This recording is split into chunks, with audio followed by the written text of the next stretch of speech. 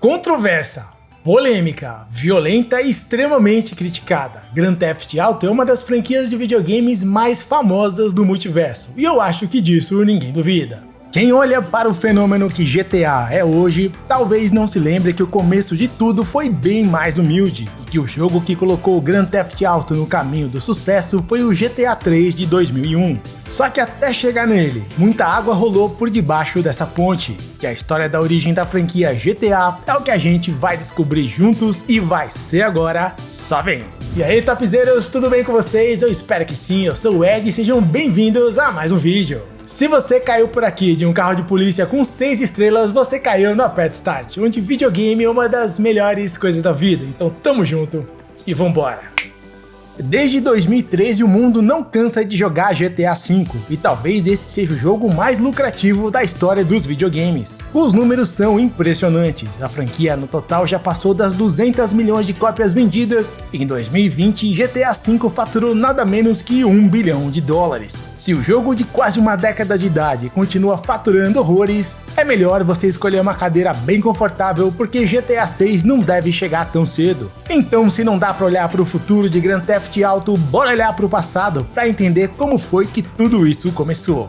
Hoje, quando a gente pensa em GTA, naturalmente a gente pensa na Rockstar. O que leva a crer que a Rockstar é a criadora do GTA, mas não é bem esse o caso. O primeiro GTA foi desenvolvido por um estúdio britânico chamado DMA Design, fundado por David Jones, um escocês que gostava muito de games simples assim. Quando a DMA Design começou a fazer games em 87, ela era um estúdio bem pequenininho, que criava games para os computadores daquela época, como o Amiga e o Commodore 64. Os jogos eram de todo tipo. No começo, jogos mais simples de navinha, como Menace ou Blood Money. E conforme o estúdio foi faturando e evoluindo, foi criando jogos cada vez mais complexos. Um dos games mais famosos da DMA Design, eu tenho quase certeza que você já ouviu falar, o Lemmings. Um jogo que mistura plataforma com quebra-cabeças, e o objetivo do jogador é guiar o grupo de criaturinhas chamadas Lemmings por vários obstáculos até encontrar a saída da fase. Lemmings é um jogo bastante divertido pelas situações inusitadas que acontecem, e não foi à toa que se transformou em uma franquia que vendeu milhões de cópias. A essa altura, a DMA Design já era um estúdio com um certo grau de fama e com uma conta bancária recheada. Mais grana significa mais projetos cada vez mais complexos e elaborados. Em 93, ela lançou um RPG chamado Hired Guns.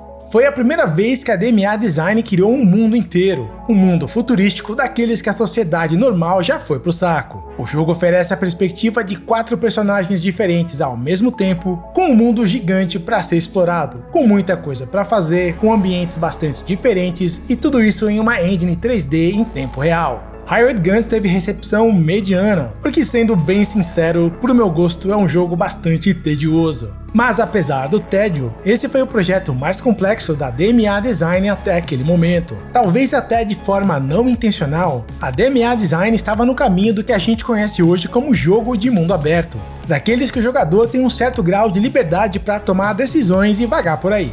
Hired Guns teve a base desse conceito, só faltava ser divertido. Quando a gente olha para os jogos mais simples como o Pac-Man, que fez um sucesso monstruoso, na raiz do conceito do game tem um elemento que fez toda a diferença: a perseguição. A todo momento o Pac-Man é perseguido por 4 fantasmas. Já parou para pensar que transitar pelo labirinto do Pac-Man comendo tudo que tem pela frente sem ser pego pelos fantasmas soa muito parecido com o que acontece em GTA, quando a gente circula pela cidade fazendo o que bem entende tentando escapar da polícia? Ao mesmo tempo que o jogo te dá liberdade, também cria o elemento que quer tomar essa liberdade de você. A tensão criada entre esses conflitos de interesse é sem dúvida uma das coisas que tornam os games divertidos. O próximo grande projeto da DMA Design começou em 1995. Desde a sua fundação em 87, o mundo dos videogames mudou completamente. A quinta geração de consoles tornou os gráficos poligonais a atração principal dos games, com o PlayStation, com o Saturn e mais tarde com o Nintendo 64. E claro que a DMA Design iria tirar vantagem total dessa nova era. Ela queria fazer um jogo de corrida de carros com perseguições dentro de cidades, com o melhor que a tecnologia da época podia oferecer.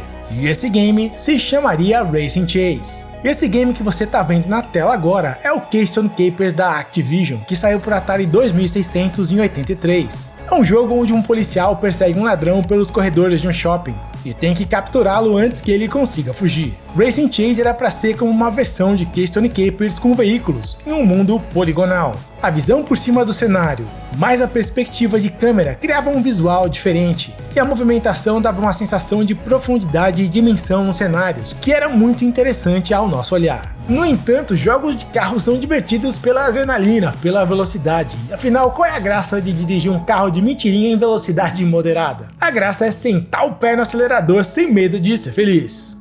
Racing Chase tinha uma perspectiva visual interessante, mas não tinha a velocidade de um jogo de corrida de verdade. Apesar de todo o avanço da tecnologia, o jogo estava sofrendo do mesmo mal de Hired Guns, um conceito bacanudo, mas que na execução estava colocando o povo pra dormir. E o problema não era a falta de detalhes. As cidades de Racing Chase eram Liberty City, Vice City e San Andreas, reproduções fictícias de Nova York, Miami e São Francisco. As cidades tinham vida, as pessoas circulavam por elas, mas era tudo muito sem emoção e faltava alguma coisa para fazer as cidades pegarem fogo. A real é que a DMA Design estava ficando com a corda no pescoço. A engine do jogo tinha muitos problemas técnicos, cheia de bugs e crashes a todo momento, e também porque o tempo estava passando e não havia solução no horizonte para deixar Racing Chase um game divertido. A DMA Design precisava de ajuda aí pra ontem. A publisher de Grand Theft Auto foi a BGM Interactive, e se não fosse por ela, talvez Grand Theft Auto não existiria. Nesse caso, o envolvimento da publisher foi muito além de ajudar a publicar o jogo no mercado. A BGM salvou Grand Theft Auto de ser mais um projeto cancelado no limbo dos videogames. De acordo com Gary Penn, que trampava na BMG na época, o primeiro objetivo era tentar acabar com os bugs, porque qualquer tentativa de fazer alguma coisa diferente fazia o game travar. E aí, enquanto tentavam corrigir os bugs, algo inesperado aconteceu. Um dos carros de polícia endoideceu e, ao invés de tentar parar o carro do jogador como um policial normalmente faria, pedindo para encostar, ele pistolou geral e foi com tudo pra cima dele, tentando colidir mesmo. Assim como em um passe de mágica, aquele momento de caos policial gerou surpresa, e a surpresa injetou altas doses de diversão em Racing Chase. O principal problema do jogo era que ele tentava ser muito certinho, quase como um simulador de direção em uma cidade, com todo mundo se comportando como deveria se comportar. Ficou muito claro que o ingrediente que faltava pro jogo era o caos, que transformou o Racing Chase de um tedioso mar de concreto em um conceito que iria influenciar a indústria dos games durante as próximas décadas. A pergunta é, será que havia alguma maneira de integrar o caos como parte do jogo de forma definitiva? Havia sim. O caminho era transformar a polícia em um perseguidor implacável, disposto a tudo para parar o jogador, assim como faziam os fantasminhas do Pac-Man. Para o caos dentro do jogo fazer sentido, toda a ambientação do jogo teve que mudar. Caos é o fruto da liberdade elevada ao extremo, da tomada de decisões sem se preocupar com as consequências. Primeiro faz e depois vê o que acontece. Racing Chase deixou de ser simplesmente um jogo de perseguição de carros para se tornar um jogo onde o jogador desafia a autoridade. E sabe quem quer desafiar a autoridade? Todo mundo. A ideia de que o jogador não fosse um herói, mas um criminoso sem medo de ser feliz, capaz de passar por cima de pedestres, com a leveza de espírito de quem toma um copo de água quando tá com sede. Isso fez o jogo se tornar uma experiência singular no mundo dos videogames. Quem é que poderia imaginar que uma combinação de violência gratuita, imoralidade, destruição, liberdade e ao mesmo tempo ganhar muito dinheiro fazendo tudo isso seria algo tão atraente aos olhos dos jogadores? Um jogo assim tinha que mudar de nome. Racing Chase era da época que o game era baseado em perseguição entre veículos. Agora o jogo representava a vida louca dos fora da lei, roubando carros e criando o Armagedon dentro da cidade.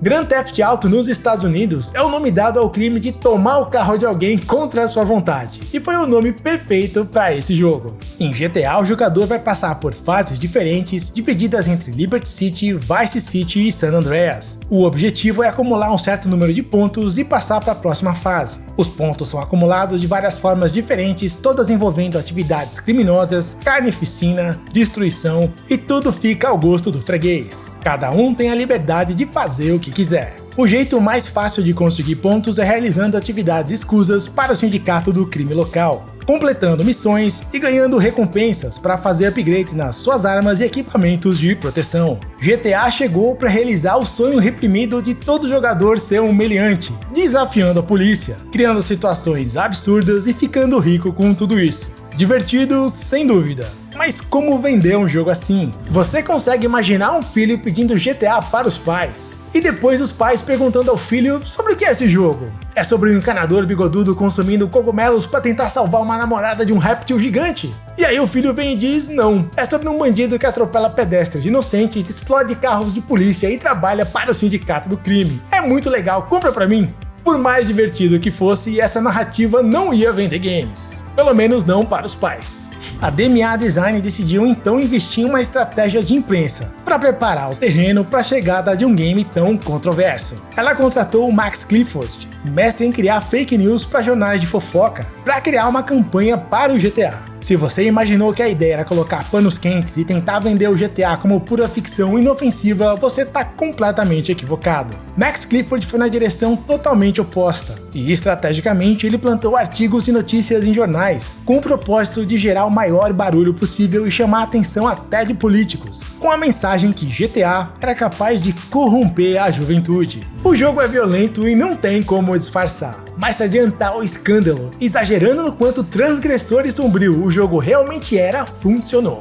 GTA ganhou uma tonelada de publicidade 0800 mesmo antes do seu lançamento. E quando o game finalmente chegou em 97, ficou parecendo que a imprensa estava exagerando, e que o jogo tinha violência sim, mas que não era tudo aquilo que diziam. Uma estratégia bizarra sem dúvida, mas que deu resultado. O primeiro GTA vendeu muito, mais de 3 milhões de cópias, um número bem alto para uma franquia estreante, sinal de que ali havia potencial para muito mais. E falando em potencial, essa é uma boa hora para te lembrar que se você está curtindo o vídeo até aqui, não esquece de deixar o like e se inscrever se ainda não for inscrito. Não deixa para depois, senão você acaba esquecendo. Faz isso agora porque é assim que você fortalece o canal.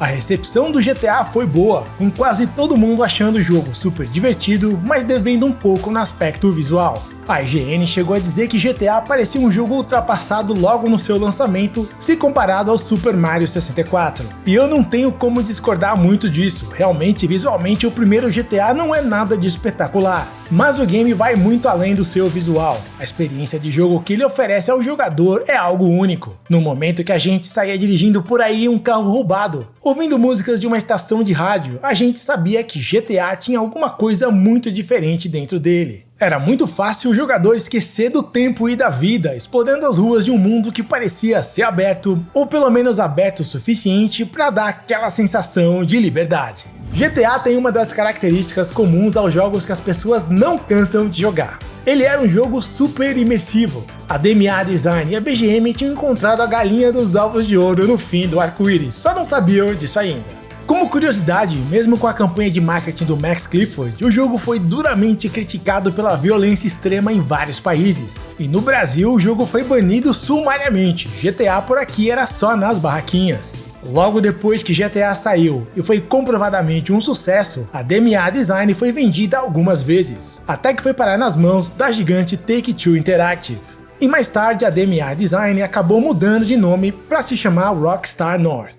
No começo do vídeo eu comentei que GTA não foi criado pela Rockstar, lembra? Então, na real foi o contrário. A Rockstar foi criada para dar continuidade ao universo de GTA e a outros jogos como ele. Quando GTA 2 chegou em 99, já chegou sob a tutela da Take-Two. E a Take-Two deu apenas pouco mais de um ano para GTA 2 ser desenvolvido e chegar ao mercado do começo ao fim. Sem tempo para fazer o que gostaria, a equipe de desenvolvimento fez o possível com o tempo que tinha. GTA 2 é basicamente mais do mesmo, com gráficos ligeiramente melhorados e algumas outras diferenças. O jogo rola em uma cidade futurista e fictícia chamada Anywhere nos Estados Unidos. Traduzindo, Anywhere significa literalmente qualquer lugar. E essa cidade é dividida em 3 territórios: Downtown, Residential e Industrial. A estrutura toda do jogo é basicamente a mesma. O que tem de mais diferente em GTA 2 são as side missions, aquelas missões que não são obrigatórias, e também a abertura, que tem um filminho feito com atores reais. A imprensa de forma geral considerou GTA 2 como uma oportunidade perdida,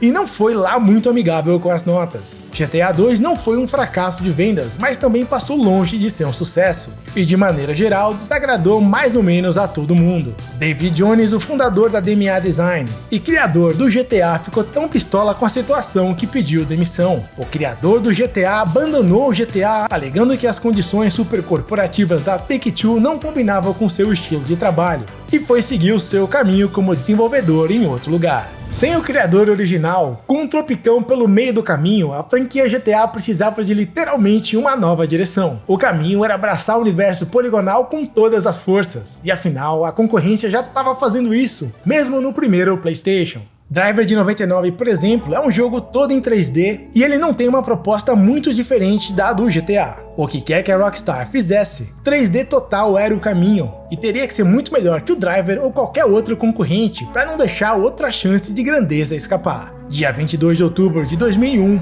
foi o dia do lançamento do GTA 3, um dos games que dá pra dizer sem medo de errar, que mudou completamente a percepção que o mundo tinha a respeito de videogames de todas as formas possíveis e imagináveis. Embora o primeiro GTA fosse um jogo com um motor gráfico em 3D, na raiz da forma de jogar ele ainda era um jogo em 2D. GTA 3 foi o primeiro jogo da franquia a colocar a visão de câmera atrás do jogador, e isso mudou completamente a forma de jogar. O desenvolvimento de Grand Theft Auto 3 foi liderado por Leslie Benzies, que já era funcionário da DMA Design fazia algum tempo, e ele havia trampado em um game para o Nintendo 64 chamado Space Station Silicon Valley. Esse é um game totalmente poligonal, com a visão de câmera atrás do jogador, que controla um robozinho que se parece com um microchip, e ele tem que explorar diversos ambientes, e tem a capacidade de controlar uma grande variedade de animais semi-robóticos para ganhar habilidades diferentes para serem usadas dentro do game. Tudo que Leslie Benzies aprendeu durante o desenvolvimento de Space Station Silicon Valley serviria como uma base para o trampo que ele teria que fazer em GTA 3. É importante que a gente note que Grand Theft Auto 3 é uma super evolução do primeiro jogo. A cidade que ele rola é a Liberty City, que estava no primeiro jogo e é uma versão fictícia de Nova York. Quando a gente entra em um veículo, agora o rádio tem estações diferentes e hilárias, por sinal. A grande variedade de músicas fazia parecer com a programação de uma rádio real mesmo. Eu me lembro de jogar GTA várias vezes só pra ficar escutando música. Era bom demais e era algo diferente que eu pelo menos não tinha visto em nenhum outro jogo daquela época. Liberty City agora era uma cidade de verdade, com dezenas de localizações diferentes, lugares pra ir, pra entrar e gente pra conhecer. É aí que GTA 3 consegue se destacar muito dos demais, porque o jogo tem muita história, muitos personagens, muitas variedades de armas e veículos, missões principais e secundárias. E mais importante ainda, tem muita coisa pra fazer. Nem que seja pra ficar vagando meio sem rumo pela cidade só pra ver que tipo de confusão você consegue criar. Quem é que jogou GTA 3 que não gastou um tempão tentando pegar 6 estrelas pra fazer a polícia entrar em modo full pistola? A questão é que GTA 3 é um jogo que você pode fazer de tudo. Pode pilotar um carro e um monte de outros veículos. Pode correr, pode pular, pode ser bonzinho ou pode ser a encarnação do capiroto. E tudo que o jogo se propõe a fazer faz muito bem feito. Quando é hora de descer bala, ele tenta ser o melhor que um jogo de tiro tem para oferecer. Quando é hora de dirigir, qualquer que seja o veículo, ele tenta ser o melhor jogo de direção que ele pode ser. Cenários grandes, amplos, variáveis e destrutíveis, com física e tudo que tem direito graças à engine Renderware, que é a mesma engine do jogo Black, outro mega sucesso no PlayStation 2 e Xbox. GTA 3, que eu me lembre, foi o primeiro jogo de mundo realmente aberto feito nessa escala de superprodução. O jogo tem começo, meio e fim, mas você escolhe pra onde vai e quando quer fazer as missões que fazem a história ir pra frente. E falando em história, GTA 3 é o conto de um cara traído, no caso um cara chamado Claude, que vai ter que sofrer um bocado no mundo do crime se quiser ser alguém na vida. Durante um assalto a banco, o Claude leva um pipoco da namorada traíra e acaba preso. Só que ele consegue escapar quando durante o transporte, o carro da prisão é atacado por um cartel colombiano. Durante a fuga ele faz amizade com o 8-Ball, que por sua vez o apresenta a um grupo mafioso, e daí em diante, o Claude começa a sua jornada de anti-herói em busca da redenção, na cidade da liberdade, Liberty City. Claro que para os padrões de 2021, GTA 3 pode ser considerado como um jogo assim meio travadão em algumas mecânicas, mas em 2021 ele era o que tinha de mais incrível para se jogar em termos de possibilidades dentro de um mundo aberto. Foi uma produção monumental com mais de 8.000 horas gravadas de diálogos. É como se fosse um roteiro de um filme com possibilidades de cenas infinitas. Quem jogava GTA 3 literalmente podia se perder dentro do jogo, e quando percebia, horas haviam passado. Por incrível que pareça, quando o jogo foi demonstrado pela primeira vez na E3 de 2001, ele não chamou a atenção como era esperado. No evento a galera preferiu jogar um outro jogo da Rockstar chamado State of Emergency, E para complicar ainda um pouco mais, pouco tempo depois do evento aconteceu o ataque às Torres Gêmeas de 11 de setembro, e de última hora parte do jogo teve que ser refeito, removendo qualquer edifício que se parecessem com as Torres Gêmeas. Todo o receio de que o jogo pudesse não ser um sucesso foi completamente esquecido quando o game chegou às lojas. Um sucesso monstruoso, que ao longo da sua vida vendeu mais de 15 milhões de cópias, e meus amigos, isso é jogo pra priola. GTA que é GTA sempre tem alguma controvérsia, e no caso do GTA 3 não teria como ser diferente. A natureza extremamente violenta do jogo, ainda que seja violência de mentirinha, chamou a atenção de Jack Thompson, um advogado ativista que fez de tudo para complicar a vida da Rockstar ao longo dos anos. Mas a real é que não teve ninguém que conseguiu parar esse rolo compressor gamer que foi GTA 3, e menos ainda o fenômeno econômico e cultural que a franquia GTA como um todo se tornou. O que acontece daqui em diante com a franquia GTA vai ter que ficar para outro vídeo. Agora eu quero que você me conte quais são as suas experiências com o GTA. Você jogou a trilogia original? Quais são os seus momentos favoritos? Você acha que eu devo continuar contando a história da franquia GTA? Me conta aí nos comentários. Quero dar as boas-vindas aos novos membros do canal: Denis Oliveira Duarte, Caroline Freitas, Guilherme Silva, Cleiton Castro, Felipe de Oliveira Brito, Playstar Collection GNO, Jefferson Moraes e Conectando Games. E também aos que renovaram: Otacílio Neto por 17 meses, caraca!